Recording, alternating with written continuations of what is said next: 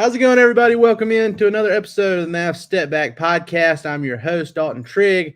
I'm joined, as always, by my co-host, Drew Johnson. You can find us both on Twitter, or X, as Elon Musk has changed it to recently.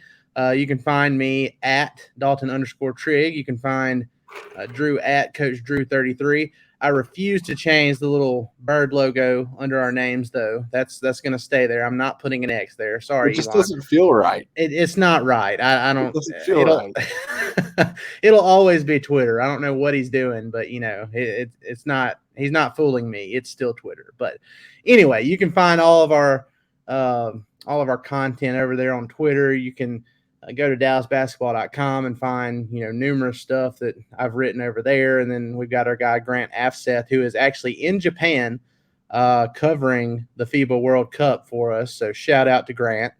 He flew 12 hours from LA to Japan to do this. So be sure to follow him at Grant Afseth on Twitter as well. He's putting in some work for us at DBCom. So we have a lot of stuff to talk about today. We are giving you a full preview of the FIBA World Cup, Luka and Slovenia, and a handful of other Mavs to keep an eye on. We'll kind of walk through how all that stuff works, how the bracket works for the FIBA World Cup, and talk through all that and some other stuff that's going on in Mavs news. So let's get this thing going. Finds Hardaway, maneuvers away from a closeout. Luka maneuvers away from the closeout. And that is about the best dunk we've ever seen out of Luka. This is a holy moment right here. Nice, though. It's real nice.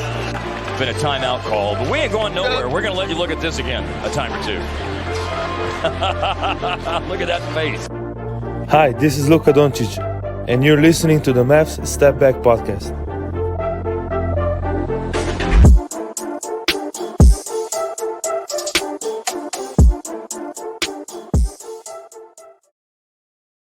All right, so thank you, Luka, for introducing us in here. That's always a great way to get started. But the FIBA World Cup, kind of the dead part of the summer of the NBA offseason. It's usually really boring. You don't have really much to do, if you're in Mavs or NBA media in general.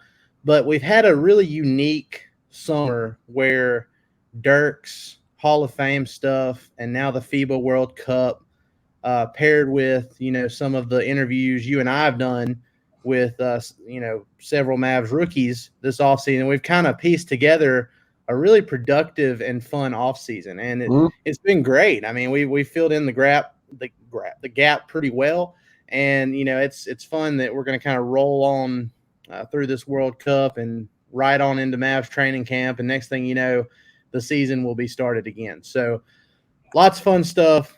FIBA World Cup will start tomorrow on Friday in Japan. The groups, we're not going to go through all of the groups because there are a lot of teams in this, but the Mavs, if you're a Team USA person, if you're a United States citizen, you have a rooting interest, obviously, in Team USA. They are in Group C with Jordan, Greece, and New Zealand. And to my knowledge, from what I've read, Giannis is not going to be suiting up for Greece. So that should be a fairly easy first round of group play for Team USA. Even though we didn't send our our best players, they're still very talented, and they're still number one in the FIBA World Cup power rankings, which we will get to here in a minute. So that's the first one that I wanted to mention. Team USA, they have a pretty easy opening group phase. And then let's see, Luka and Slovenia, they are in Group F with Venezuela, Cape Verde, and Georgia. So we'll see how that goes. Luka, he seems to be in the best shape we've seen him in since he got in the league. He has, kept that up throughout the summer. He's had some really, really great showings in these friendly matches. A couple of triple doubles and not a lot of minutes, and been very, efficient. Sort of efficient. From the line, he's still got to work on that. But, he's in great shape, and I think, if he can get the guys around him on that Slovenian national team to hit down some open shots, they will have a chance to advance pretty far in this tournament. So they're in Group F. It seems like a pretty reasonable group for them. They should be able to do fairly well in that. And then you have Josh Green and Dante Exum, the newly signed Maverick Dante Exum, playing for the Australian national team. They're in Group E with Germany, Finland, and Japan. Germany is going to be tough. They're good. They are good. Yeah. They had Team USA on the ropes in that last friendly match. They were up by like 16 in the second half, and then finally Team USA got their stuff together and went on a huge 18-0 run in the fourth quarter. So Germany's very good, and Australia's good. I don't know if they'll come out of that, but we'll just have to see how it goes. And then we have Dwight Powell with Canada in Group H with Latvia. KP's not playing because he's got plantar fasciitis. I don't know if I said that right. I can't ever say that right. But anyway, he's got a foot issue, and he is out. Shocker, I know. Let's see. Lebanon and France. So I would expect France to come out of that, but we'll just have to see how things play out. So how excited are you for this FIBA World Cup? What are some of the things that you're looking forward to the most, not just from Team USA perspective, because we obviously have some rooting interest there, but from a Mavs perspective as well? I'm really excited for the matchups. Like you said, Germany is going to be a tough out for anyone they play against. And we saw that against Team USA. I mean, they pretty much had them beat until Anthony Edwards decided to go absolutely berserk. Yeah. Michael Jordan comparisons. Yeah, no, I saw that too. I don't know about that, but it's he's good.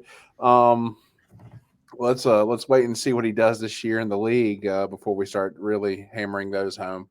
Of course, I always enjoy watching Slovenia for obvious reasons.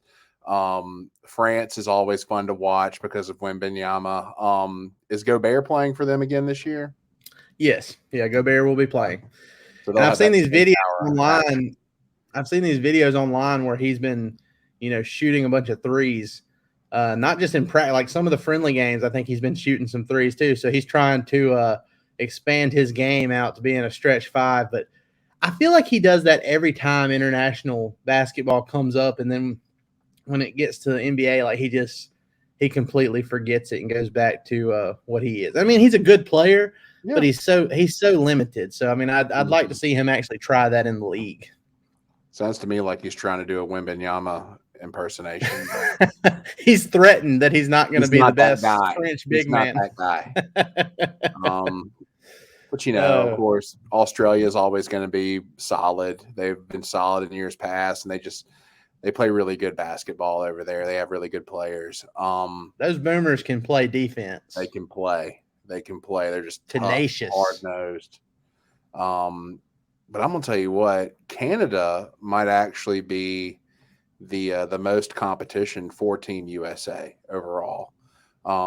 They're pretty stacked, honestly. You don't think of Dwight Powell as being the difference maker, but do they not have RJ Barrett? They do. They have they have Lou Dort, who is a solid player for OKC. They have Nikhil Alexander-Walker, Shai Gilgeous-Alexander, good, Dwight Powell, good. Yeah. RJ Barrett, Kelly Olynyk, Dylan Brooks. So I mean, they've got some really solid NBA talent. As long as Dylan Brooks don't piss anybody off. So I mean, look. Mouth shut. I mean, look, Dylan Brooks. I've been critical of him over the last year, and for good reason. I mean, he just never shuts up, and a lot of times he talks and doesn't have a lot of reason to talk. But he can get hot. I mean, we've seen it firsthand when he played against the Mavs a few times last year. So, you got to get. He's an NBA talent. If he can get hot, and then you have a bona fide superstar, in my opinion, in Gilgeous-Alexander, absolutely, and Lou Dort and RJ Barrett. I mean, I can see it. I can see it now.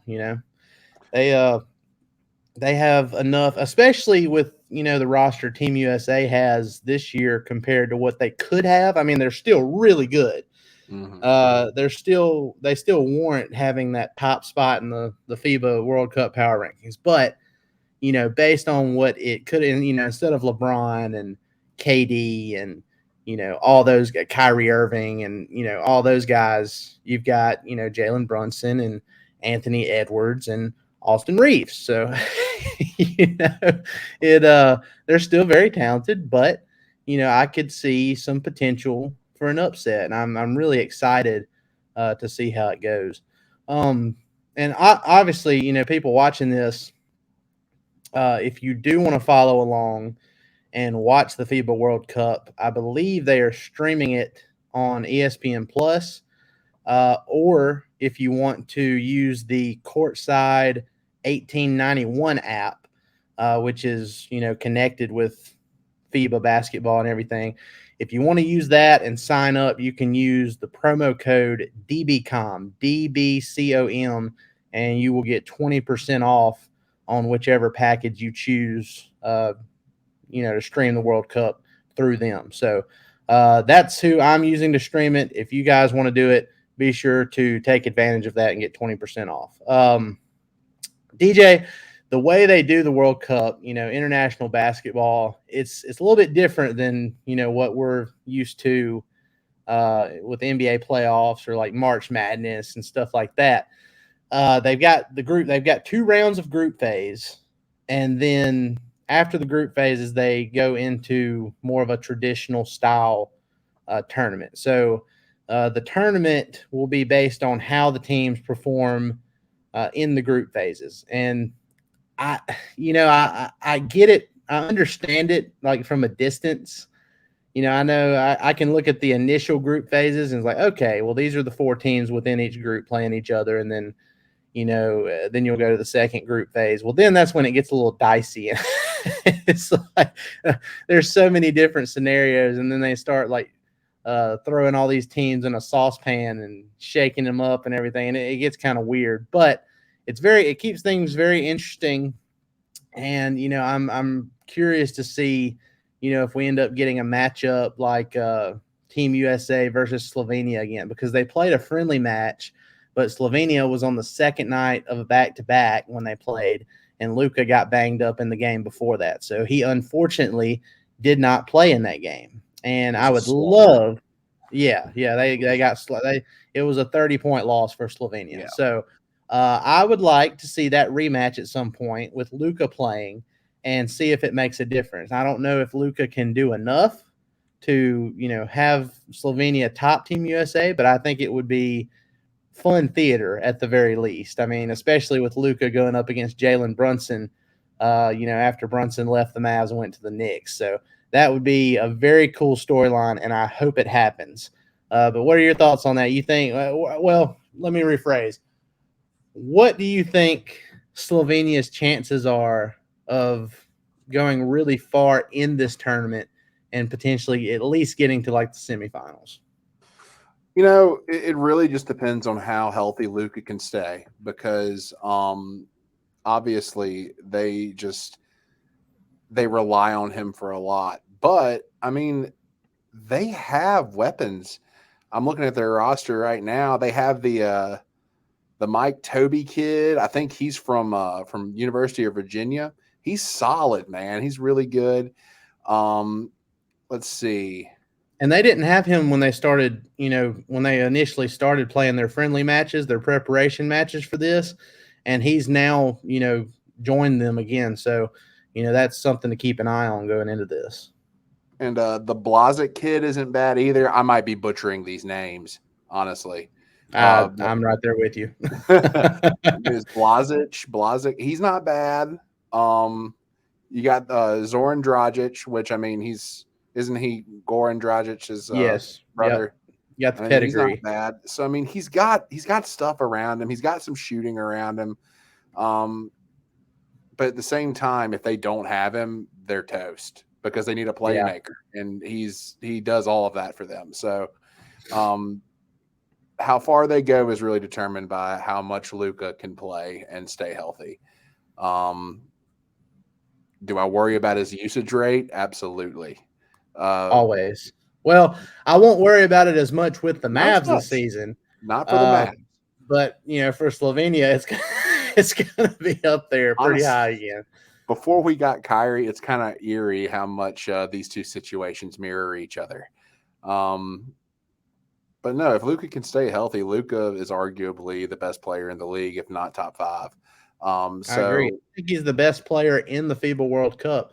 Now, yes. it could be argued, if Nikola Jokic was playing for Serbia or if Giannis was playing for Greece, you could have more of a debate there. But with those guys out, I think it's a no-brainer. I don't think there's any debate there.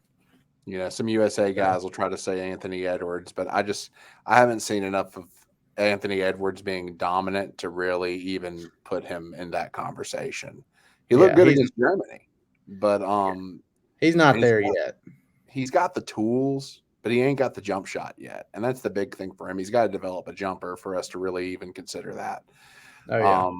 But I think that we know with absolute that Luka is the most dominant player in FIBA right now, excluding Giannis and Jokic and those people. So, yeah, it all revolves around Luka. It always has.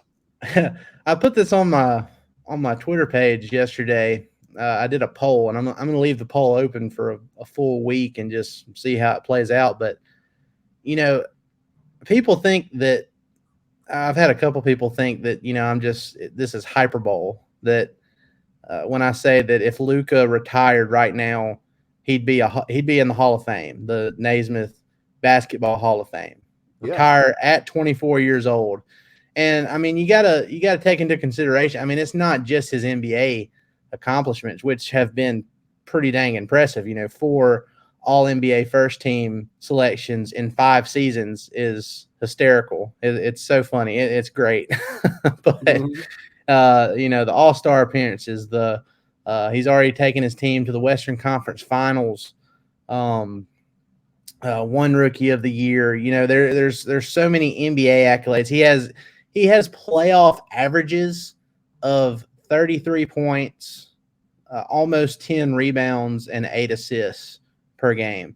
Like he is, I think he's second only to Michael Jordan as far as like playoff points per game average goes, and he's efficient while doing it too. Mm-hmm. And then his international resume is crazy too.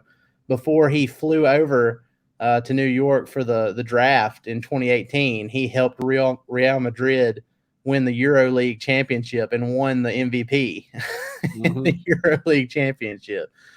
His first Olympics game in 2020, he scored. He's now tied for the second most points ever scored in Olympic history with 48. He was 7 points away from tying the top mark there at 55, I believe. So that was Carmelo Anthony, wasn't it? No, it's somebody I hadn't heard of. Oh, really? Yeah, I'd have to look it up. It's pretty. It's like before our time, I think. But, just looking at everything he's done, there's always going to be some people that push back on it. But we're talking overall basketball resume. I just think it's crazy that he, in my opinion, is already a Hall of Fame player. And I mean, maybe it's not first ballot, but I think he has a strong argument with both the international and NBA careers pushed together at this young age of 24. I think he's got a good case for it. So we'll see how that poll goes. Right now, it's about 75% saying yes, he's a Hall of Famer, but people are kind of split on whether it's first ballot or not. So expect that on DallasBasketball.com when that poll gets completed. But some other stuff that I wanted to run through here before we take off. We recently did that interview with Omax Prosper, which was great. Seems like a very smart and motivated young guy. He just turned 21 years old this summer. And the thing that I took away from that the most was, when we asked him about, Derek Lively and he has Tyson Chandler as a mentor, former Mav, who has played his position and given him pointers and everything. And, Omax, he brought up Michael Finley, who is he's the vice president of the Mavs basketball operations now, and said that he's been around and been in his ear, giving him tips and everything. So, I just think I was already excited when the Mavs ended up with Lively and Prosper with the 12th and 24th pick. Now that, guys around the team and that have played for the Mavs at an extremely high level, like Tyson Chandler and Michael Finley, are invested in these young guys and like taking the time to help them develop and everything, that makes me even more excited for what could not just happen this year, but in the foreseeable future, because like that's almost a dream for, obviously I'd like to see other guys too, like Sean Marion, get involved with Omax and all that. But if you told me, before that happened, like, hey, the Mavs are going to get D-Live, they're going to get Omax, and they're going to have Tyson Chandler and Michael Finley mentoring them going into their rookie season, I would have been like, oh man, that's amazing. Sign me up 10 times out of 10. Let's do it. So I'm really excited about that. I think Prosper is going to end up having a more immediate impact than probably Lively will, because I know the Mavs are still trying to add, a veteran center before the season starts. But if it doesn't happen, I think you could still throw him in there and, let him get acclimated to NBA play, and it would be fine. But Omax, I think he will be a very big contributor from day one. So we'll have to see how it goes. But I don't know, man. What are you looking forward to the rest of this offseason? It's kind of like I said at the beginning, we've got FIBA, we've got after the FIBA World Cup, it'll be Mavs training camp. And then after training camp, we're going to go into preseason, and the season will be rolling again. So if the Mavs are going to do something else, they really don't have that much more time to do it. But, what are you looking forward to in these this last month or so before things get rolling again? Obviously, I'm looking most forward to watching some basketball. Yes. I'm really, really excited about the FIBA World Cup that's coming up. So, you get to see a lot of talent that you don't get to see on an NBA floor. And the fact of the matter is there's talent all over the world that's not playing in the NBA right now. So I'm always excited to watch that. I'll be very interested to see what we hear coming out of training camp, specifically with the rookies. I want to know how Lively is doing, because honestly, at this point, as much as I would like for him to play behind someone and learn from someone, it might be best to just throw him in the fire and see what we get, because the guy already has tremendous instincts. And the only real true training you get is whenever you're actually in the game. That's whenever you know what you're made of. So you have to play. I agree. It's like with Josh Green. He didn't play hardly any his rookie year in Rick Carlisle's last year as head coach. And everybody was wondering, did they, make the wrong choice drafting Josh Green? And, now with Kidd for 2 years, he's gotten out there and he's actually played. And now he's on the verge of, potentially getting a contract extension somewhere in the, 12 to 14 million per year range. So you got to play. You got to get out there. You got to get minutes, and it's got to be meaningful minutes. And so, that might be the best course of action, because it's not – I know he's not like an offensive powerhouse or anything, but the defensive instincts are incredible. That's God-given talent that he's got there. And you have more than enough offense with Luka and Kyrie and even like Tim Hardaway Jr. and, guys like that on the roster, Jaden Hardy. If those guys are still on the roster by the start of the season, you've got plenty of offense. So that's really all you need, is a guy out there with good defensive instincts that can kind of clean up the messes for other guys. So, I agree with you. I think that might be the best course of action if they can't make a reasonable trade. I don't think they need to give up more than they need to for a veteran center. So no, absolutely not. Especially, doing what we did to go get Lively as well as Prosper. And I agree with you about Prosper. I could see Prosper making an impact immediately. The guy has an NBA ready body right now. he is the most physically grown man. ready. He is the most physically ready rookie that I've seen in a long time. Like he is just. When I first saw him at Summer League, they had some pictures from the tunnel in the back at Summer League and everything. And that first week, and they showed a picture, I was just like, "Holy crap! This guy, this guy is ready." He is huge. Yeah, everybody talks about, when guys get to the league, it's like, oh, as soon as they get in an NBA weight room and add some muscle and everything, they'll be ready to go. Omax is ready to go. He just needs some experience, and that's it. I mean, he's obviously you can always improve physically, but I think he's about as close as he needs to be for a rookie. So I'm super excited about it. He ain't gonna get pushed around, I'll tell you that. I mean, no, that's big. Very, very aggressive on both ends, and just an endless motor, and that's exactly what this roster needed.